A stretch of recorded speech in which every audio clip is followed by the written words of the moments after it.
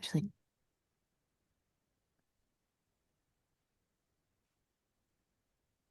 Okie dokie. Good afternoon, everybody. Welcome to this afternoon's webinar for Neurodivergent Birth Awareness Week. It's our last one, which I feel very sad about, but I'm also overjoyed that it is this session with the fabulous Ruby. So I just have to do a little bit of housekeeping first and let you know that we are recording this week for our new YouTube channel so that people can access the webinars after the event. This one is quite an interactive webinar, which is great. But we are committing to anonymizing anything that you share. So before the recording goes onto YouTube, it will be edited so that it's anonymized. So if you do share something as part of the interactivity, then yes, hopefully you'll be reassured that that won't be shared on YouTube. I'm absolutely delighted to welcome Ruby. Ruby is, I have to pinch myself to believe it because Ruby has joined our team at ND Birth and is now one of our training practitioners. And she's done some wonderful work for us already, all about the topic that we're going to explore today. But I'm going to hand over to Ruby just now. I'm going to keep an eye on the chat. So if you have any thoughts, questions, comments as Ruby's presenting, in addition to the little interactive bits, then please put that in there. And also we'll have a bit of time at the end for some questions as well. Thank you, Ruby. Thank you so much, Victoria. Welcome, everybody. And it's lovely to see some familiar faces and some new faces. And yeah, really excited to be having this conversation with you today. I will apologize in advance if there are any tech glitches. We had a little bit of a disconnect. So I'm trying to use Menti, which is a web-based platform, rather than, straightforward PowerPoint, which probably would have been easier to load. But hopefully it adds a dynamic to the conversation and yeah, creates more of a two-way process. So hopefully you'll see the results kind of coming up live. They should be anonymous. I'm aware that there's not a huge number of people in the room, so anonymity may not be completely possible. But I think, yeah, feel free not to answer anything. Just sit back, relax, and yeah, enjoy. So hopefully the next slide will appear magically when I press this button.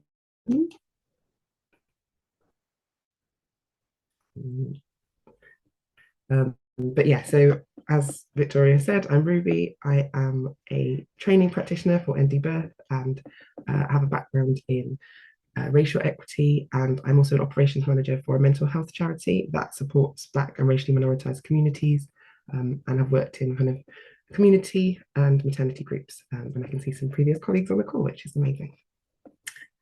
So if you want to join the Menti, you should be able to join either using the QR code, or if you go to www.menti.com, then enter this 8-digit code. It should also bring up the presentation.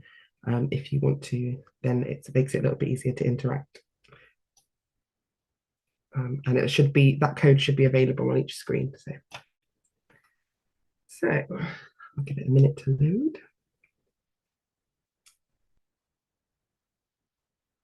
So this, if you're happy to, on the Menti, please feel free to share or share in the chat if that's easier for you. But how are you arriving today? So a word or an emoji. And feel free to share more than one if you would like to, as to what you're how you're entering the space with us today.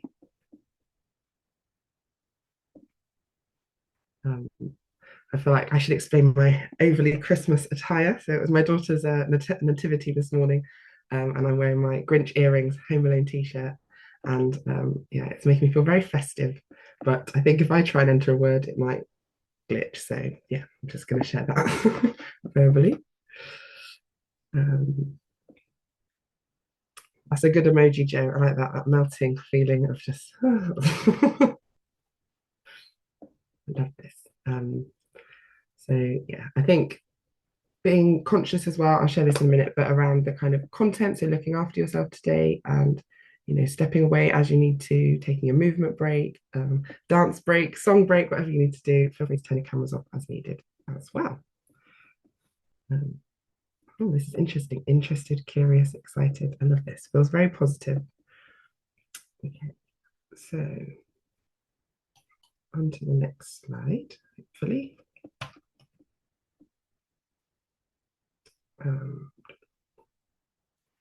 So yeah, as I mentioned, so kind of housekeeping, feel free to step away as needed. We may be sharing kind of content that is triggering at times or just makes you think of experiences in your own life that have been challenging. So please do feel free to reach out, but also look after yourselves. Um, and coffee, essential for me. I've actually got a honey and lemon today because I'm still chasing the last bit of a cold, but usually it would be coffee. So I feel very privileged to be working for Neurodivergent Birth, and Victoria has given me some really amazing opportunities to share around what noir divergence means to me. So I am, I identify as a neurodivergent mother. I have experience of, well, I've got a diagnosis of ADHD and also pursuing an autism diagnosis. My children are also super wonderful and super neurospicy. And yeah, I became a mum in the kind of height of the pandemic when it was a challenging time to navigate maternity services. And I think that as time has gone on, it is still a challenge for many. And I think the society that we're seeing today with a lot of kind of overt racism is can be really challenging. And I think it's important that we kind of name it, talk about it, and create spaces where people feel they can, learn, be curious, ask questions, and also, hopefully improve practice for families that we support. So, just as a kind of overview, I'll be talking a bit about equity throughout this presentation. And the reason I think this illustration is really helpful is because often the intent of something and the impact of something might be quite different. So, the Equality Act obviously aims to bring about equality for different groups who are marginalised based on their protected characteristics. But if we take a kind of equality-led approach, sometimes that might still lead to unequal outcomes. Equity, therefore, kind of asks for a different approach for each person to be applied so that maybe we can get similar outcomes and not face disproportionate or unfair disadvantages. Um, Many people may actually identify with the third picture and realize that the reality of society today is that a lot of people are um, very much left behind, forgotten, and ignored, and have a lot of unmet needs, while there are a small percentage of people potentially who's who have access to significant wealth, shall we say, and they're whichever political it can lead to a lack of funding for services for everybody else. So I think what we recognize now in society is that wealth is potentially being hoarded and that the NHS doesn't have enough money to do what it needs to do. But the reality of that is that people who are marginalized for whatever reason are further from accessing kind of health justice and health liberation. And then the fourth picture, which is my favorite one, is the idea that if we actually remove the systemic barriers and challenges and the things that are keeping people oppressed and suffering and facing disproportionate harm and challenges and in some cases death, if we can remove those fences, then we need less blocks or building blocks for people to see over them. So I just really like that visual as to how we can move from a kind of equality based approach through equity, acknowledging the reality, and towards liberation and health justice. So the next slide, when it wants to load. So why does this conversation matter today? As I explained previously, racial inequity and neurodivergence can both shape birth experiences, but when you are facing multiple challenges, then the barriers are intensified. We know from research that Black and racially minoritized birthers continue to face disproportionate harm. And this harm, it's important to mention, a lot of the time is avoidable or preventable. It's not that Black bodies or Asian or brown bodies are any less good at giving birth. It's not that they have, it's not our bodies that's the problem, it's the systems. But historically, it hasn't always been named. And there's been a lot of discourse around, not about it being on the person rather than on the system that they're having to navigate.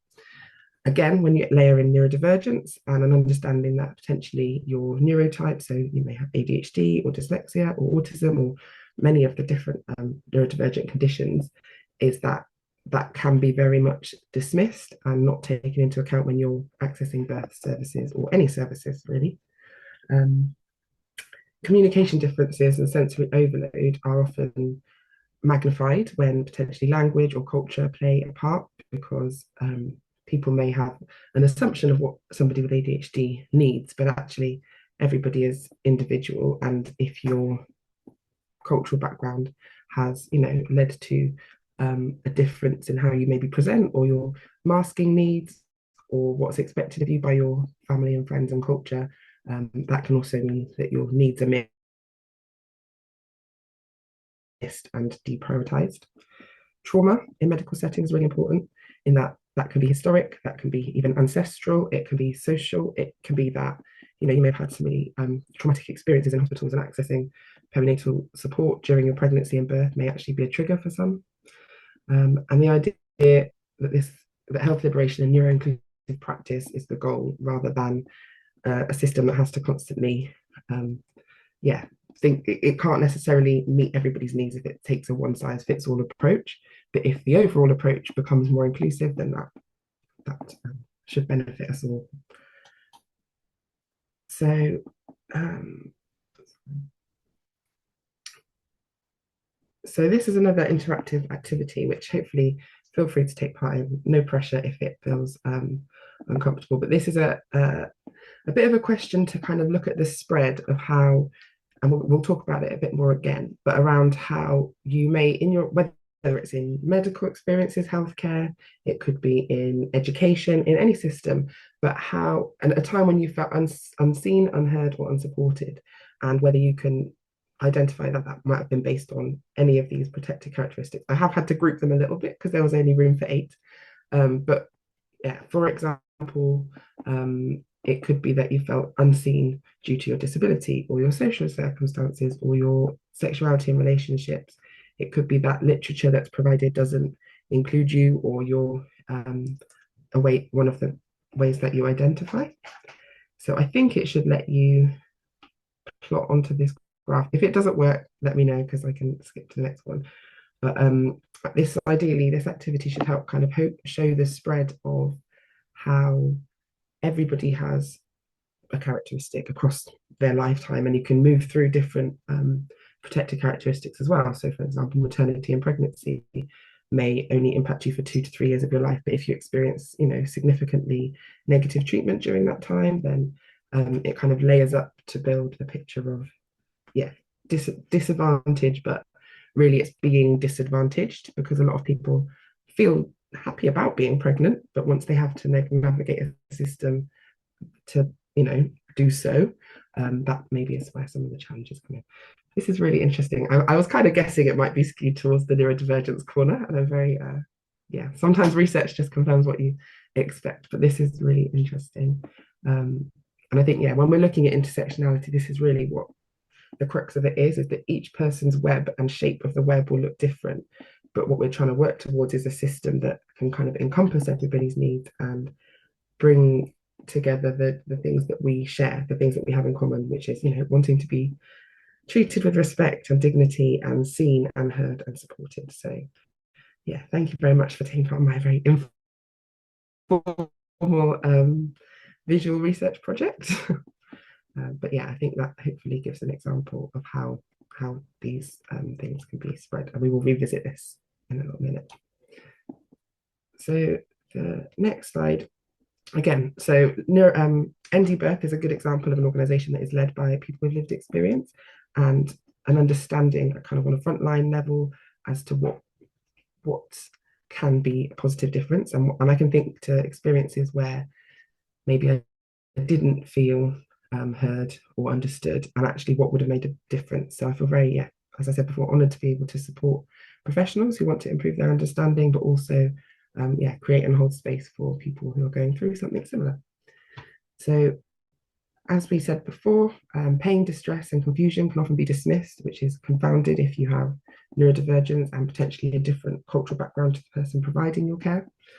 Systemic racism exists at kind of all pillars, all parts of the kind of system, not always intentionally, but just often by design, in that things weren't designed to meet the needs of many. And actually, even medical tests often are designed around a very specific type of person. I think it's actually a 1 meter 73 male, Caucasian. So, blood pressure, lots of measurements and metrics in medicine are based on one person, and actually we very few people fit into that when it comes to kind of practical on the ground experience. And a good example of that is, for example, pulse oximetry. So you may have heard about this before. I will share some resources, but for example, the device that's used in hospitals to monitor pulse and oxygen is only ever usually calibrated once. So it's calibrated to white skin, which means that if you are a Black birthing person or just a Black person receiving emergency treatment, that it might be underrepresenting or overrepresenting how much oxygen there is in your body, which can lead to a change in treatment. So it can mean that you don't receive as much oxygen as you need. And that is due to the actual equipment. So even when we take out, attitudes and approaches, the actual equipment being provided to people to do their jobs can in itself be racist, because it doesn't account for darker skin tones, and that includes babies in the neonatal units. It includes elderly people, and in COVID, there was a study that said it was over 6 points on the scale being missed. So 6 points were being missed, and actually, if you were going to be prescribed oxygen, it had your oxygen rates had to drop below 92, but the disparity was up to 6. So it meant that Black people, maybe, or dark skinned people in particular, would be reading as, say, 98%, but actually they might have been 92%. So they should have been in the category of people receiving oxygen, but they weren't. So actually, it's very hard to prove. Yeah, it's very, very hard to prove without the investment from hospitals into equipment that does work for everybody. And there is a version that goes in your ear, but it costs 10,000 times the price. So often it's not available, or if it is, the hospital might only buy one. And then you've got that thing of people running around like, where's the one that goes in your ear? And actually, that's not equitable care. So yeah, that's just one example. And also just a brief mention of masking, which I think many people will be familiar with, and that's often having to kind of minimize behaviors to be socially acceptable, understood, included. And I think when you add race to neurodivergence, that can be extremely challenging. And the final point is around research. So even the quotes that I mentioned earlier, all research has the capacity to help, but also to harm. And I think there are certain communities that maybe feel over-researched at times because there is so much trauma and there are so many experiences that we want to hear, but it can be exhausting to keep telling the same story and not have people in power listen or make changes. So yeah, I just wanted to mention that there's never any, there shouldn't ever feel like any pressure to get involved in research, but that it does help and guide policy change. Um, so yeah, again, briefly mentioning what I said before around research insights. So in 2024, the Embrace report, it showed that 9% of women who died during or up to 6 weeks after pregnancy were facing severe and multiple disadvantages. So if we think back to the matrix before, those were the kind of protected characteristics, but beyond that, we have, insecure housing, domestic violence, sexual abuse. There are so many challenges facing communities and individuals, and the fact that so many people are being failed to the point that it affects, yeah, the mortality rates for a whole group of people means that it needs urgent action to rectify. And I was really glad to see the report that came out this week, which says, yeah, after years of talking about systemic inequity, there's evidence to show that not enough has been done by management and commissioners. So hopefully that will be a kick up their collective behind, shall we say? So racially minoritized birth is, as I said, more likely to experience trauma. Executive functioning is something I'll come on to shortly, but again, there can be misunderstandings or overrepresentation in things like social care when people who, didn't access or weren't given access or enabled to access support are then kind of seen as not coping or not able to manage the demands of parenting. And I think that again, when you add the racialized component into that, can be quite devastating to a lot of families. And also underdiagnosis. So again, in the news, conversations about too many people being diagnosed with ADHD. And I would actually disagree massively. I think not enough people are being diagnosed with ADHD, and especially not if you include people from racially minoritized communities. So yeah.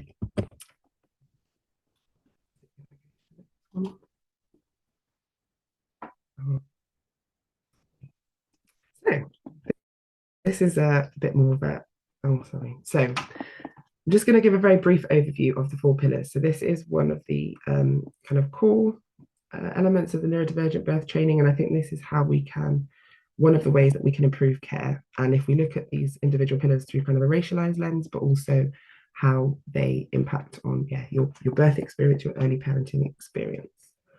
So the first one, and please do feel free to put your hands up if anybody wants to come in at any point and share anything. Victoria, I think, is monitoring the chat as well as, but I can also see the mentee, so feel free to use whichever you'd like to.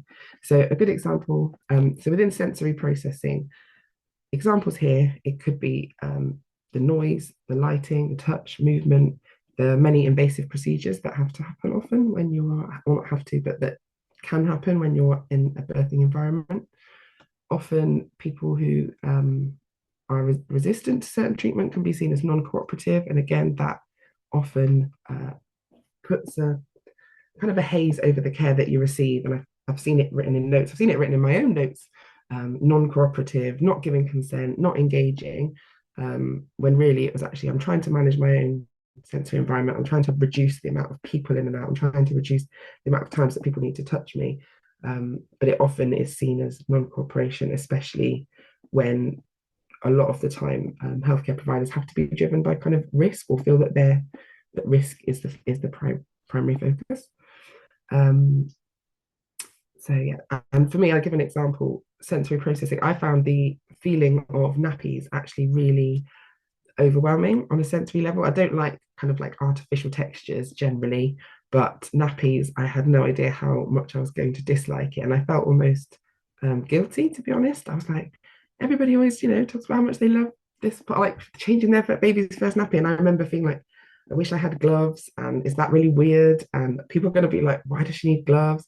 But it's just, I think over time, I found a brand that I could kind of tolerate, that the sound wasn't too much. But in the kind of early postpartum days, I remember feeling really emotional, like, why do I not like the feeling of nappies, and not being able to verbalize that, or feeling like if I did, I'd just be, yeah. And similarly, I know the same has happened for friends of mine, but around feeding, and we talk a little bit about this in the training, about nobody really prepares you for the sensory feeling of breastfeeding. They can tell you what to do, how to do it, but I had no idea what it was going to feel like. And I think, again, I actually had twins, and I remember being like, this is so overwhelming, and how long am I going to be stuck here, basically. But over time, I think I understood and found it kind of liberating, and I was really proud of myself and empowered.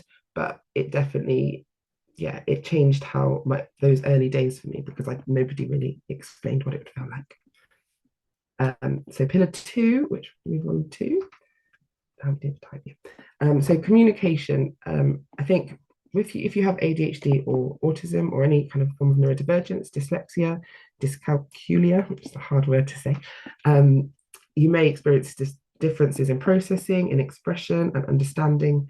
And again, this can often be misread as anxiety, confusion, agitation, defiance. Sometimes asking for somebody to explain something again can come across aggressive. And I think it adds to that the historic feeling of potentially of being an aggressive Black woman, or feeling like your tone of voice and volume need to be kind of in check, because otherwise somebody will have a problem or take offense or feel aggressed by how you're speaking. Whereas actually often it's just assertiveness that's shown up and is yeah, not always received in the way that it's intended. Again, when we move on to language, the interpretation of language, so some things can feel very literal. I didn't like, towards the end of my pregnancy, I felt like I was using the phrase like, I'm not allowed to go full term, I'm not allowed to do this, they've told me I can't. And actually, I didn't understand the power in that language, and that actually I can do what I want, because it is my body and this is my process. But actually, I can be guided and informed and educated. And I think the language that we use is really, really important, because if somebody doesn't understand something, they can't consent to it. And so and it's a massive part of birth, is giving consent really for processes to happen to your body. And I think we have an extra duty where we identify neurodivergence or any kind of additional communication need, to make sure to go over and above to ensure that that understanding is embedded so people feel safe and they can freely consent. I feel like the fact that I was asked to give consent for a C-section while in painful active labor, I don't really feel like that is consent. They wouldn't let me buy a car in that position or sign for a mortgage, but somehow I can sign for major surgery. So sometimes if you have a client with challenging challenging neurodevelopmental needs, and it's going to be quite an emotional period of time when they're giving birth, maybe having a pre-conversation like early as possible, early consent, and saying, if this comes up, how would you like us to approach that? And that may mean providing things in more than one format, whether that's written, verbal, and yeah, understanding that people need to communicate in different ways. And then pillar 3, executive functioning. So this, I was talking to my colleagues about this yesterday. Sometimes the kind of burden on an individual, so appointments, planning, feeding, sleep, paperwork, scans. I felt so for my first pregnancy, it was with twins, and it meant scans every 2 weeks because they wanted to be sure there wasn't twin transfusion syndrome. And it felt like I was constantly waiting for the next appointment. And sometimes if you're in waiting mode, which and it may be familiar to people, is if you've got an appointment at 2 o'clock, then between the morning and 2 o'clock, that's all that's on your mind because you're either thinking, I don't want to miss it, or I'm thinking, what's going to happen? I can't commit to another activity in this time because then I might get distracted and forget that I have to do this. So I often end up feeling very stuck. But the fact that that was a kind of 2 weekly cycle meant that I was in a constant feeling of that. And the load associated with kind of managing pregnancies can also be overwhelming and lead to burnout. So again, it's that you feel like an administrator in your own life sometimes if you have to manage a lot of appointments. And the final pillar, so mental health, and this one particularly, so as I said at the beginning, I am currently an operations manager for a Black-led mental health charity. And I think we're seeing more and more and more of late diagnosis, underdiagnosis, misdiagnosis as well, where people may have been diagnosed with things like personality disorders because nobody had ever mentioned neurodivergence or understood or hadn't helped somebody to understand that. And it's often, again, a very practitioner-led diagnosis. So recently, I've been doing a lot of research into that. And I think what's key is racialized stress in itself is trauma. So right now, hearing racism on the news, seeing far right marches, that's traumatic to people living in this country, or the majority, even if you feel rooted in your own community, knowing that you could potentially come across and interact with severely dangerously racist people on a daily basis makes it very hard to always navigate a service without that fear. And I think, again, when we talk about the kind of traumatic history of some medical practices, gynecology in particular doesn't come out the rosiest when you look at its kind of founding fathers. So it's really important to honour those experiences as to why people may feel a deep sense of trauma in accessing mental health or other services. The increased risk of postnatal mental health challenges. So, as I mentioned before, people facing multiple and complex disadvantages, that includes neurodivergence. So, it directly can increase people's risks postpartum of developing a secondary diagnosis, or there are higher instances of postpartum psychosis in Black and racially minoritized communities. And I think when we start naming that and the disparities, it's not just twice as likely, it's often 4, 5, 6, 7, 8 times more likely in when it comes to mental health. So we need to be really aware of that. And also that there needs to be a widening in the access to therapy. So mental health services which validate and understand your cultural identity, your neurodivergence, and often CBT, for example, can be very solution focused or seeking to fix something and change something and modify your behaviors. But a lot of the time, I think what's maybe needed more with ADHD and autism is an understanding of how to manage your own neurotype and navigate the world as a human, not so much fixing you as a person, because you're not the problem, it is the system that is not set up to support you. So those are the kind of overview of the 4 pillars, and I'm sure if ever you want to join one of our webinar and one of our training sessions, that we'll go into more depth. But another quick quiz here now, if everybody's happy to participate, is around, and you can vote for more than one, but which birth pillars do you feel are a priority? And that's whether that could be if you're a provider, that could be if you're a receiver of care. Sorry. But it's what, yeah, just to get a bit of a sense check. Give me a minute to have some of my lemon and honey.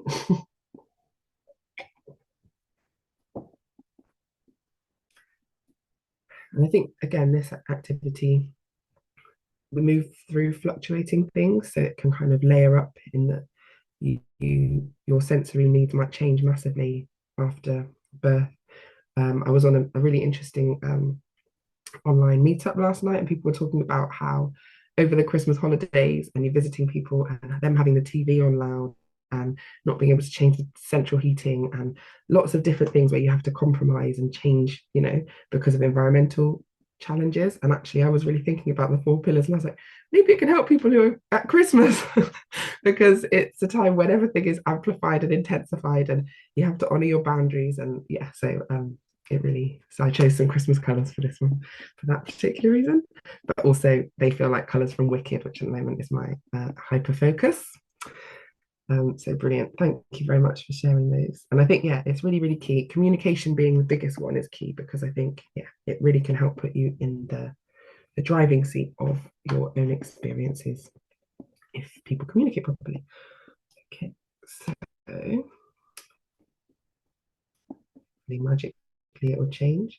Okay, so this will bring us back to a little bit what we were discussing earlier. And I'm hoping so far you're getting the theme that what may feel individually challenging or systemically challenging, it's still, in terms of equity, it doesn't necessarily translate. So, for example, to you, your race might be one of the things you're proudest of, and you adore about yourself.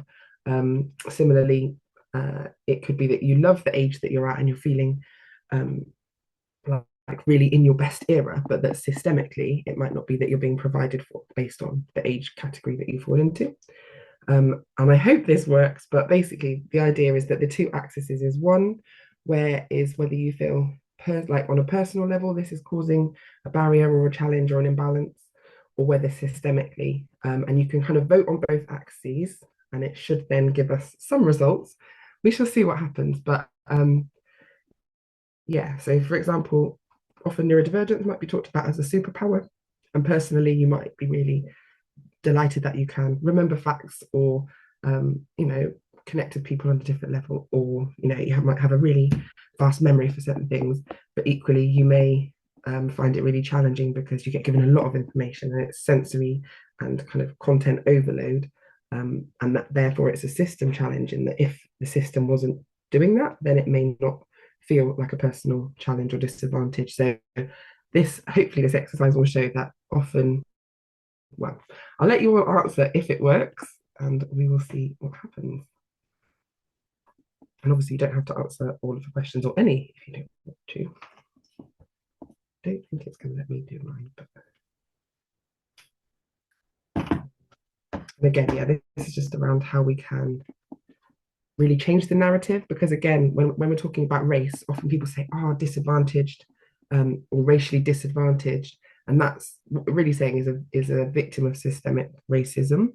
And I think the more we try and move towards talking about people, kind of people first, and the challenges that are being kind of placed on them, or the ways in which they're being oppressed, rather than grouping people from protected characteristics as a negative, as a disadvantage, as a it's disadvantaged with a D on the end is my preferred language than just in itself, because again, you may be disadvantaged by passing through maternity and pregnancy, or due to having a different religion or belief, but actually that might be the best thing that you love about yourself. And we need to really be careful about how we put people into categories that kind of reduces them to a sum of numbers and boxes, not human people. So yeah, I think I'm really glad to see that this is the kind of spread that people understand it's not a you problem, it's a system problem. So thank you. And I will share, obviously this will all be shared afterwards, still anonymously, so you can see what the input was. So if you're all right, I'm going to move to the next slide. So now we're moving on to kind of what could safe and responsive care look like. Sorry, little typo there. So this is an interesting phrase, which I think I can't remember who told me, but ask rather than assume, because if you assume, it makes an ass out of you and me. And it's quite a good way to remember it in that if you're assuming, the chances are that you're not serving that person and you potentially are not delivering the care that you actually want to deliver. And similarly, yeah, so that's a little one to remember if ever that helps. I think honouring sensory needs and reasonable adjustments. So one of our other neurodivergent birth practitioners has done an amazing webinar on reasonable adjustments. So feel free to go to the, I'm going to point as if there's a link, but and slowing down and explaining clearly. So like I said before, informed consent is essential. Validating distress and coping strategies. So for example, stimming might look very confusing to somebody, and often people think of it as a risk factor, like, oh, why is this person, unable to sit still, or why are they constantly pacing? Actually, if that's something that regulates you, and your healthcare providers are aware of that, then it can kind of de-escalate the situation. A good example of kind of where cultural mismatch can cause a challenge is I heard a story about somebody who was kind of, and if you've ever had braids, repeatedly banging their head, which if you've got braids, that's often how we have to itch our heads to avoid it going fluffy. And so, but if you've never seen that before, as a care practitioner, and you see someone, oh, they're banging their head, maybe, and I think that person even had a mental health referral done, without their knowledge, because they were seen as potentially being mentally like unwell, whereas actually it was just a thing they needed to do to itch their head. And similarly with other types of stims, is that it could be put down to something else. So it's really, really key to be kind of culturally aware, culturally humble in those situations. The Yeah, so supportive practice.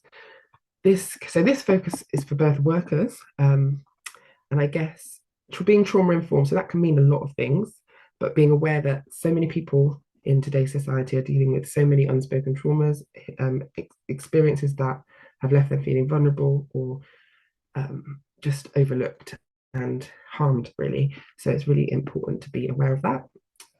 Focusing on cultural humility rather than competence. So I don't really believe you can become completely competent in someone else's culture, but you can find a way to kind of humble yourself and kind of make your assumptions, as we said before, less important, and actually learning becomes more important. So that's where the humility aspect is not, oh, I've done a course and I'm now competent in such and such culture. Actually, it's I've done a course and I've realized how little I know and how much I need to allow my practice to be guided by the people I'm supporting.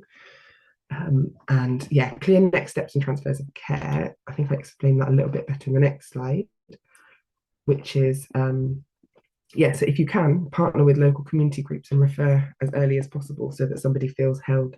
If somebody mentions to you as a practitioner, oh, I've got ADHD and I feel this, if you can do some local research for them and say, actually, there's this group, there's this online space, then people will feel kind of affirmed because they've mentioned it and you've done it, you've gone a little bit above and beyond. I think that's really, really helpful. Delivering adjustments as standard rather than, and I know that the NHS is so exhausted, and even in private practice, and even as community doulas in whatever role you're in, time is often something that people struggle to find enough of. But I think that can lead to a really positive approach if you take an equitable approach to time, and making consent meaningful. So, and then for parents, so yeah, if you also happen to identify as a birthing parent, or you're here on a personal as well as a personal level, I think what's some of the things I wish people had said to me is manage my expectations. I had a birth plan. It doesn't mean it was read by my care providers. It doesn't mean that it happened, but I think somehow my neurodivergent need for this is what's going to happen and this is how it's going to happen, when it came to childbirth, was not what happened. And I think being prepared for that, being not in a negative way necessarily, but just being prepared that your expectations may not be what they are. Advocacy scripts. So again, a colleague made me very aware of ChatGPT, and now a year later, I am a very, very yeah, I'm a convert, put it like that. And I think sometimes if you're struggling to verbalize, you can just talk if you can into ChatGPT and it can give you some bullet points and it can make it make sense for someone else if you need that. Same with kind of groups online and support, tapping in, connecting on whatever level that you feel you can. Community scaffolding, which is a word I've only recently heard, but around often say people say, oh, it takes a village, but if you don't have a village, then potentially at the very least you can create that kind of scaffolding. So it's like the core structure of whether that's, I don't know, WhatsApp groups or Facebook groups or going on a course that you then make some friends. And I think again, doulas, if you can access doula support, um, I think that's on my next slide, but yeah, and also signposting.